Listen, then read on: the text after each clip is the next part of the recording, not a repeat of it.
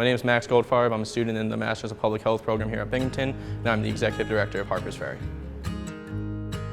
So Harpers Ferry fulfilled a mobilization request from New York State to staff a full ALS ambulance at the COVID site for the entire time that it remains open. So my specific role as the Executive Director is ensuring that no lapses in that coverage ever happens, that we're able to meet this contract that we have with the state, as well as all the clerical stuff behind the scenes.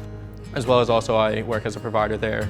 I am also a credentialed medic in the area, so I'm able to go there and provide advanced life support if needed. It was mind-blowing, to be honest, but at the same time it was also uplifting, because there was all these individuals who were putting their health at risk in order to set up a testing site that's essential to opening back up our country.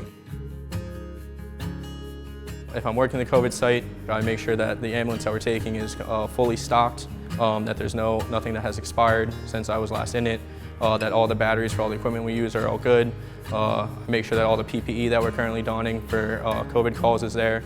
And then after about 2.5 hours, the first shift is over for the nurses who have been working in the hot zone, in which they'll be sent over, in which we have the AC in the back going to cool them down, check vitals, make sure all of that is squared away so none of the nurses are in jeopardy of any sort of health emergency. And we'll just work with the personnel on site to ensure that everyone's being as safe as possible.